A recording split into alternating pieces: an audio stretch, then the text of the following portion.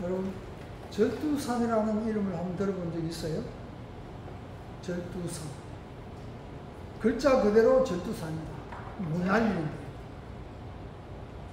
목날리는데. 그게 어디 있냐면은 마포구에 있습니다. 당연히 발전소가 있는 부분입니다. 그곳에는 우리 한국의 종파를 총원해서 한국에 처음 성기사들 들어온 사람들이 순교를 당한 장소가 절두산입니다. 그래서 그 발전소, 당연히 발전소 옆에 보면은 순교자들의, 선교사들의, 순교자들의 묘가 거기 있습니다. 아마 거기에 우리 선교사도 한 사람 있는 걸로 제가 알고 있는데, 어쨌든 수많은 사람들, 신부도 있고 목사님도 있고 하여튼 여러 사람들이, 그 당시는 뭐 2조병년 동안에 불교가 주정해 나왔고, 그 이후에 또 뭐 유교좀 일반적으로 백성들의 유교 사상이 잔뜩 있었잖아요.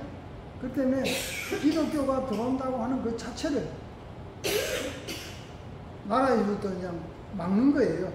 그래서 뭐 선교사들을 완전히 그냥 이렇게 처단하는 그런 곳이, 옛날 같으면 마포 나루터 있는 근방입니다. 저 강화에서부터 시작해서 마포 나루터까지 배들이 들어왔거든요. 그래서 지방에서 식량을 배로 싣고 던지 소음을 싣고 던진 그 배들이 있는 곳에, 그곳에 그 부분입니다. 그러면 그곳을 일반 이 기독교에서는 성지라 그럽니다. 순교자 성지라고 합니다. 우리 교회의 성지는 혹시 아십니까? 고집사님 몰라요? 우리 유장님, 우리 교회의 성지는 어딘지 모릅니까? 네? 제림묘지. 제림묘지는 순교지가 아닙니다. 성지가 아닙니다. 우리 교회의 성지. 그렇지, 성지 순례 많이 가잖아요. 우리 교회 성지, 우리 한국의 성지. 네.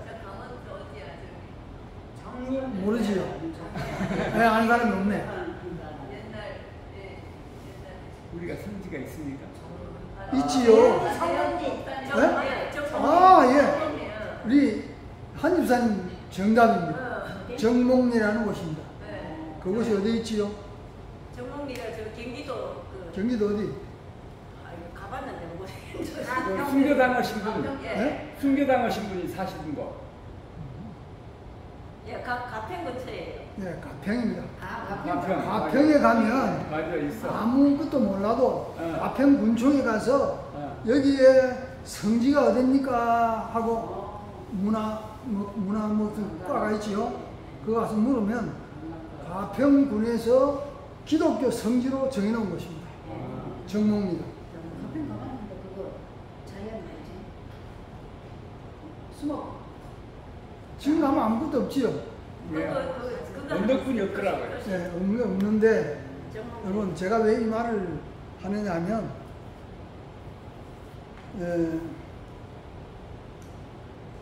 이거는 2001년 22기 과정책에 나와 있는 것을 제가 기록해 놓은 것입니다. 정목리 산하라는 제목으로 어떤 분이 이렇게 시를 썼어요. 그래서 그걸 여러분들한테 읽어좀 드리려고 합니다. 거기가 산이 이름이 광악산입니다. 지금 정목리 있는 그 길을 따라서 쭉 넘어가면은 어디로 가냐면 화천으로 넘어갑니다. 이게 심신산골이죠. 뭐. 네. 그 화천 넘어가는데 광악산, 그 이름이 광악산이다. 광악산 희미한 기슭 수풍 낙엽 흩날려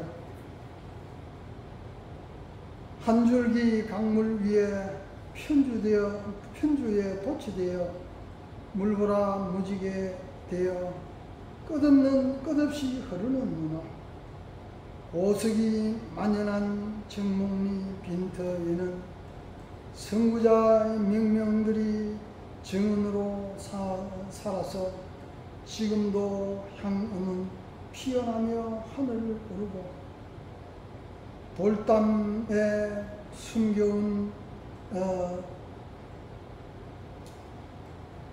너 이행이나 너 행여나 님이 올까 가평역 고동소리 정막강산 울리고 한촌에 고난잠 쫓기고 서광에 비친 날에 오늘 또 어제처럼 불타는 태양 아래 유유히 부비치는 삼천리 넘나들이 영원히 꺼지지 아니하는 사랑의 불이여. 여기서 여러분 생각나는 게 한 대목이 있을 텐데 기억하십니까? 꺼지지 않는 뭐예요?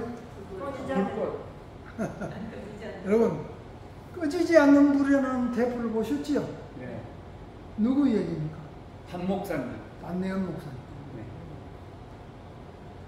왜 그분이 꺼지지 않는 분이냐면 그때 일제강점 말기입니다.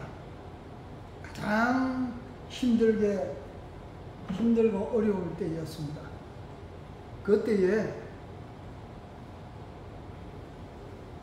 이제 뭐 청년들은 다 붙잡혀서 어디를 가야 돼요?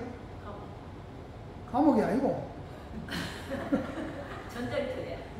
이거는 이제 우리 말하면 쉽게 말하면 보국대를 가야 돼요. 그러니까 전장 물자 만들고 하는데 그래 가야 되는데 그는 상기술기라 이 청량리에서 저 춘천까지 철로를 개설하는데 침묵이 필요하잖아요. 그거 만드는 일을 해야 됩니다. 그래서 신태식 장모님이라는 분이 자기 친구가 그 사업을 맡았어요. 근데 살아남을 길은 그 일하는 길밖에 없어요. 그 일하면 군대도 안 가고 이제 그 일하면 또 배급도 일당 뭐 얼마씩 나오고 그래서 풀칠은 할 수 있게 됐다. 첫째, 청년들이 군대 안 가니까 죽음의 현장에 안 나가니까 그음에도 하나님 은혜잖아요. 그래서 그 일을 위해서 모여서 한 사람 두 사람 모여서 생활한 곳이 바로 정몽입니다. 여러분 꺼지지 않는 불 테프를 저한테는 테프도 있고 다 있어요. 필요하면 제가 드릴게요. 그거 보면 안내한 그때는 뭐 젊은 청년이죠. 네. 그때는 목사님 많이 했어요. 뭐 그냥 그 안에 일은 신정식이라는 장로님이 맡아서 하고 그냥 사방팔방 다니면서 복음 전하는 거예요. 복음 전하는데 기존 교인들 있는들 찾아다닙니다. 다음은 이제 교회도 해산되고 뭐 다 되니까 사람들도 흩어졌잖아요. 이 아름아름으로 들리는 소리에 따라서 찾아가서 만나고 찾아가서 만나고 격려하고 그래서 우리가 알고 있는 대로 묵호 아파트였어. 지금은 뭐라고 합니까? 묵호. 그 아파트에서 밤에 낮에는 일본들 때문에 못하고 밤에 바다에 가서 침례식을 하는데 그때 김명길 목사님이 주로 침례를 많이 했습니다. 네. 그래서 그분들이 신앙을 지키면서 살아왔던 장소가 정목리예요. 그 가보면 아무것도 별거 없어요. 아무것도 없어요. 근데 이제 요즘은 길이 좀 넓어져서 보면 언덕도 그렇게 높지도 않아요. 옛날에 사람만 다닐 때서는 굉장히 높은 언덕이었던 모양인데 지금은 그렇게 언덕도 높지 않고 그냥 여기 앞에 들어가는 입구에다 팻말 하나 붙여 놓고 신앙 공동체 이렇게 제7일 안식일 예수 재림교회 신앙 공동체. 그건 이제 후일에 그걸 세운 거예요. 후일에 그걸 세운 건데, 그들이 집을 짓고 어떻게 살았을까요? 음악 속에서. 구덩이를 깊이 파서, 구덩이 깊이 파가지고, 교회부터 먼저 짓잖아요. 교회 지면, 이 창문, 지금 같으면 창문 높이까지 땅으로 내려가도록 만들어요. 그러면 이제 지붕만 이렇게 덮여 있었기 때문에 안에서 찬미를 불러도 바깥으로 안 흘러가도록. 네. 그 지하에 있도록 그렇게 지어서 교회를 만들고, 그 후에는 이제 모인 몇 가정들이 이렇게 음악처럼 지어서 살고, 그 남는 터에는 뭐 채소라도 심고 뭐 이렇게 해서 사는 곳입니다. 그러니까 사방팔방 흩어져 있던 우리의 신앙인들이 정몽리 가면 먹을 거 있다 하더라. 소식이 빨라가지고 지리산에 있는 지리산에 있던 사람들도 그까지 갔어요. 그러니까 우리 먹을 또 모자라는데 오면 어떡하냐? 돌아가라. 그렇게 할 수 있겠어요? 그냥 정말 그들 뭐 내 2숟갈 먹고 1숟갈 먹고 같이 나눠 먹는 거예요. 그러면서 새벽이면 4시나 5시 되면 일어나서 그 다음에 성교회 가서 기도하고, 그 다음에 성경도 보고, 그 다음에 아침 되면 이제 그 작업하러 가야 될 거 아닙니까? 젊은 사람들은 작업하러 가려고 하면 성경을 감춰놔야 돼요. 어디다 감춰놔요? 그 돌이 많다고, 예, 고석이 많다고 그러잖아요. 돌이 많으니까 나무 밑에나 돌 바위를 이렇게 해쳐가지고 그 밑에 감싸놓고 덮어놓고 이런 식으로 신앙을 지켜왔던 곳입니다. 제가 뭐 얘기는 많이 듣고 했는데 다 잊어버리고 막 그렇게 대충 제가 말씀을 드리는데, 제가 왜 이 말씀을 드리냐면, 우리가 이제 차가 있으니까 가을쯤 언제쯤 가을에 언제쯤 한번 정몽리를 찾아가 보는 것도 괜찮겠다 하는 생각이 들어요. 우리의 신앙의 뿌리를 알아야 되거든요. 그렇잖아요. 내 신앙의 뿌리를 모르면 어떻게 해서 내가 재림요인이 되었는지 모른다 이겁니다. 그 신앙의 뿌리를, 제가 거기에 갔을 때는 참 그 설명을 듣고, 그 사슴의 동산 어느 목사님이 우리를 인도해서, 그때 뭐 사슴의 동산 뭐 집회가 있어서 갔는데, 거기에서 그 정몽리에서 사슴의 동산 그리 멀지 않습니다. 그래 이제 설명을 해주는데 제가 참 그 얘기를 듣고 많이 울었어요. 그게 우리의 신앙에 큰 힘이 된다고 하는 것을 제가 알고, 앞으로 우리에게는 뭐가 있어요? 뭐가 있을 것 같아요? 태평성대가요? 환란 핍박이 있습니다. 환란과 핍박이 있을 것이기 때문에 우리가 그들이 어떻게 이런 고초를 겪으면서 이렇게 믿음을 지켜왔는지 좀 마음속에 뼈저리게 좀 느끼고 깨달았어. 우리의 신앙도 좀 확고한 확립이 됐으면 좋겠다 하는 생각이 드는 것입니다. 그 철로 침묵을 만들어 나간 사람들이 그 총감독은 일본인이죠. 근데 일주일에 한 번씩 와서, 예를 들어서 청년이 20명이면 오늘 만들어야 할 신목 개수가 몇 개다 딱 정해져 있어요. 그래서 그걸 임무를 못하면 어때요? 배급 식량이 줄어드는 거예요, 자꾸. 그런데 처음 한번 딱 와보고는 잘하니까. 1년 내내 한 번도 안 왔어요. 아멘. 검사를 1년 내내 한 번도 안 왔어요. 믿음을 하니까. 그러고 나서 해방이 됐는데 거기는 해방 소식이 3일 늦었어요. 해방됐다는 걸 3일 후에 깨달았어요. 알았어요. 예, 지금 같은 분은 안 그러겠지만 그다음에도 뭐 교통수단이 그렇게 원활하지 못하고 하니까 다 이렇게 걸어서 다니던 시절이잖아요. 예. 그리고 이제 꺼지지 않는 불 보면은요, 그 반예은 목사님이 그 삼척에 누구를 찾으러 간다. 밤에 가요. 낮에는 붙들리기 때문에 안 되고 밤에 찾아가요. 막 가다가 미끄러지고 구부러지기도 하고 막 이렇게 하면서 찾아가요.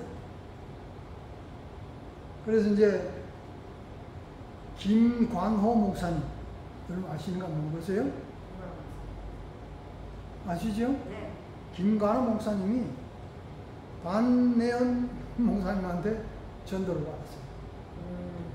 김관호 목사님은 당시 삼척에서요. 이 방송 관계의 일을 했기 때문에 유명인사예요. 근데 딱 붙들려가지고 새벽 3시까지 붙들려가지고 얘기하다가 결국은 붙잡혔어요. 그래서 그분 참 돌아갈 때까지 주님 안에서 많은 봉사를 하고 일을 했습니다. 그런데 이제 반예은 목사님도 후에 이제 해방되고 난 후에 이제 목사 안수도 받고 뭐 이렇게 해서 한 거지. 그전에는 그냥 일반 뭐 선생, 여치 선생입니다. 근데 이 김관호 목사님이 얼마나 일을 많이 했느냐면 참 일을 많이 해서 제가 그저께 뭘 찾다가 이렇게 보니까 김관호 목사님이 저에게 보내준 편지가 하나 있었어요. 제가 그 딸이 오면 내가 주려고 단단히 놔둔다고 놔뒀는데 막상 와서 보니까 어디에 두는지를 몰라가지고 찾다 못 찾았는데 제가 그 내용을 읽어보면 참 눈물 날 정도로 자기 사모님이 돌아가고 나서 저에게 편지를 보낸 거예요. 네. 뼈가 저리도록 부인이 돌아가니까 뼈가 저리도록 그렇게 아파서 몸부림쳤다고 하는 그 내용입니다. 제가 저 붙이던 밭이 행천에 있었는데 김관호 목사님 밭이었거든요. 제가 붙였어요. 근데 이제 판다고 해서 팔렸는데 그 딸들이 왔을 때 하는 얘기가 뭐라 하냐면 그 이제 둘째 딸이에요. 나이도 뭐 상당히 많아요. 그런 분이 나를 보고 하는 얘기가 꼭 아버지를 본 것 같습니다. 그래요.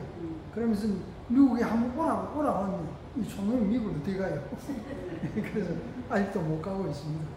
그래서 이제 언젠가 한번 오면 그 편지를 좀 주려고 다시 찾아와서 이제 내가 기억나는 곳에 놓아뒀어요. 예, 우리가 이런 신앙의 뿌리를 이렇게 잘 알면 우리가 이 험난한 세상을 살아가는 동안에서 우리는 하나의 신앙 공동체입니다. 그냥 나만 뭐 왔다 갔다 하면서 신앙을 하는 게 아니고 하나의 공동체 생활을 하는 것입니다. 정은도 우리에게 말하기를 그렇게 마지막 환난의 시기는 하나님께서 맞는 사람을 모아준다고 그랬어요. 어떤 사람은 저 산기슭, 어떤 사람은 저 해변가에, 어떤 사람은 동굴 속에 이렇게 가서 둘씩, 셋씩, 넷씩 이렇게 모여서 뭐 내가 누가 거기 있다 나 그거 간다 그런 게 아니고 성령님의 인도로 그리 가도록 저리 가도록 해서 모여서 예배 드릴 수 있는 그런 때를 우리가 생각하면서 그렇게 우리가 신앙 공동체를 한번 재확인하면서 우리의 자리를 확인했으면 좋겠다 하는 생각이 들어서 제가 이 말씀을 드립니다. 디모데전서 2장 15절에 보면 우리 진리의 말씀을 옳게 분별하여 그랬습니다. 진리의 말씀을 바르게 우리가 분별할 줄 알아야 됩니다. 그냥 무턱대고 예, 아멘 이게 아니고 이 말씀이 왜 베레아 사람이 신사적이라고 하는지 아십니까? 데살로니가 있는 사람들은 바울의 말을 듣든지 누구의 말을 듣든지 들으면 예, 아멘 무조건 그러는 겁니다. 그러고 말아요. 데살로니가 사람들은 어떻게 했다고 돼요? 성경에? 이것이 참으로 내게 들려준 이 말씀이 참으로 이 말이 성경과 부합되고 맞는 말인가 틀린 말인가 확인을 한다고 했어요. 그래서 성경 교회는 더 신사적이었다. 그렇게 이게 뭐냐면 우리가 하나님 앞에 부끄러움이 없는 일꾼으로 서기 위해서는 진리의 말씀을 바로 이해하고 깨닫는 것이 필요하기 때문에 그렇게 이야기합니다. 우리가 부끄러운 일꾼이 되면 되겠습니까? 일꾼이라고 하면서 부끄러움이 없는 일꾼이 되어야 되지 않겠습니까? 그렇지요. 그러면 진리의 말씀을 바르게 이해하고 깨닫도록 노력해야 됩니다. 우리가 듣고만 말면 안 돼요.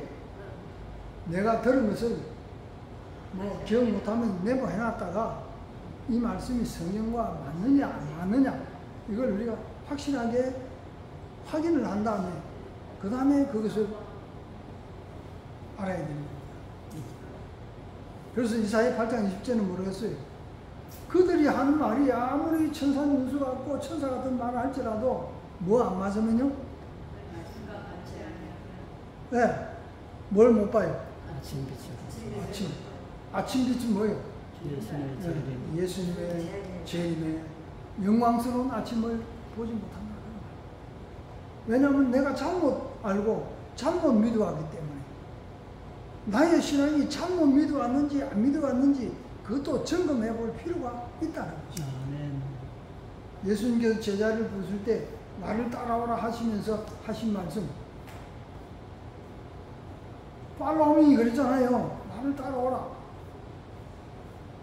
제가 저 군대 생활할 때 저 최전방 양구에서 했는데 요즘은 양구도 뭐 이제 텔레비에 나오는 거 보니까 뭐 완전히 뭐 도시화 됐습니다.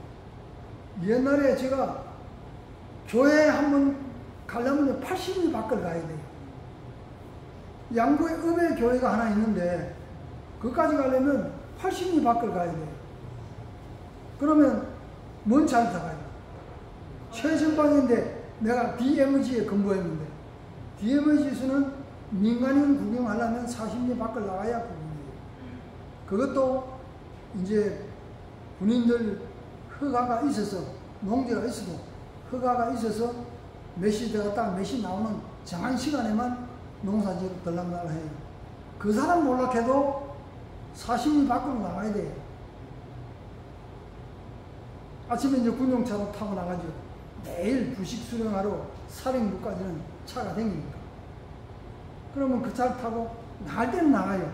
들어올 때는 예, 걷든지 타든지 하는데 어떤 안쪽으로 들어가는 방향으로 차가 가면 무조건 집을 타요. 못 타게 해도 그냥 뒤에 매달려서 가더니 집을 타요. 그러다가 금명검문소에서 걸려가지고 뒤에 이게 두드려 맞기도 하고 네. 여러분 어떻습니까? 우리가 그런 좀 우리가 지금 이렇게 편안하게 사는 것은 우리가 너무 나태하고 너무 세상적인 거기 때문에 이렇게 편안하게 사는 겁니다. 좀 하나님께서 원하시는 방법대로 정말 우리가 살려고 하면 우리에게도 시련이 오고 핍박이 온다고 예정표는 그렇게 기록되어 있어요. 예, 핍박의 불길이 일어나면 우리 신앙도 어떻게 해요? 알아서 일어난다는 겁니다. 예. 그럼 지금 뭐 핍박도 없고, 핍박이 없는 거는 뭐 세상과 똑같으니까 핍박이 있는 거죠. 예. 여기에 존 프라벨이라는 분이, 제가 이 연도는 제가 안 적어놔서 모르겠는데, 예, 주여 나에게 말씀하소서 하는 이 기도라고 할까요? 그런 써놓은 걸 내가 좀 읽어드리겠습니다. 주여 나로 말하게 하소서. 당신처럼 분명한 의지로 당신이 하신 것처럼 나로 하여금 의롭고 버림받은 당신의 자녀들을 찾아다니게 하소서. 주여 귀한 법에 나로 가르치도록 먼저 나에게 가르치소서. 내 입에 것을 깃을 다르사 내 입에 깃을 다르사 많은 사람의 귀 쏙쏙들이 이르게 하소서. 주여 당신의 관대함으로 나에게 채워주소서. 내 마음 불붙는 여정과 신성한 말씨로 주의 사랑 선포하게 하소서. 화평, 희열, 영광으로 가득 찬 주의 얼굴 내가 보는 날까지 여호와 하나님 나를 가르치소서. 때와 곧 가림없이 뜻하시는 대로 저를 사용해 주소서. 주여 당신은 우리를 의롭다 하시기 위하여 정죄 당하시고, 여기서부터는 이제 이사야 53장을 이제 인용해서 한 말입니다. 우리를 성일로 이끄시고 이끄시기 위하여 고난을 당하시고 우리를 낫게 하시기 위하여 당신의 고통을 당하시고, 당신이 신 포도즙의 담즙의 고통을 당하심으로 우리가 축복을 받았고, 당신의 매 맞으심으로 우리가 나음을 얻었고, 당신이 가시관을 쓰심으로 우리는 영생의 멸관을 쓰게 되었고, 당신은 우리가 하늘의 유업을 얻을 수 있도록 그 값을 지불하신나이다. 아멘.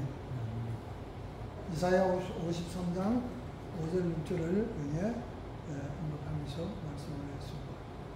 여러분 어떻습니까? 우리가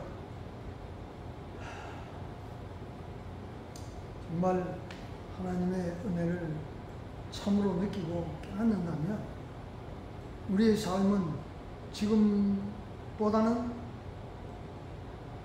달라져야 할까요? 그대로 살아야 할까요?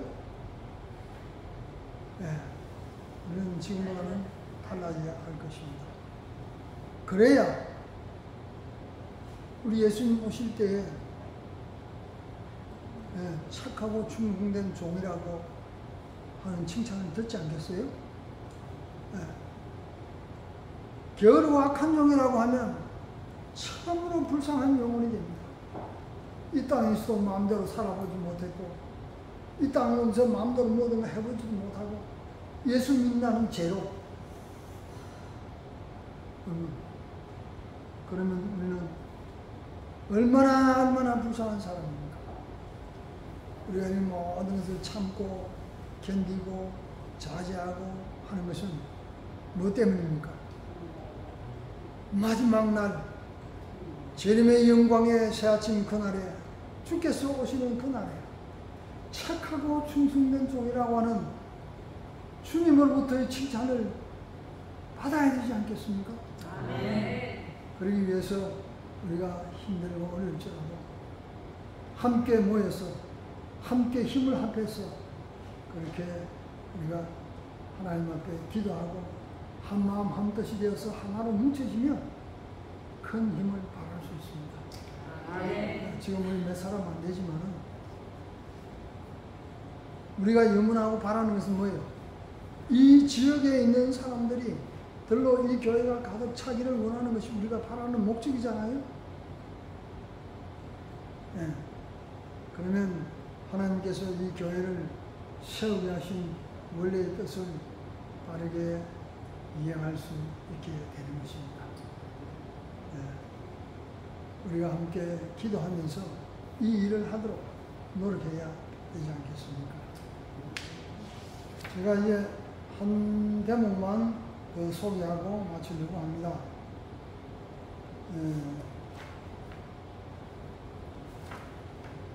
언젠가 제가 69년 6월 달에 진해에서 쓴 글입니다.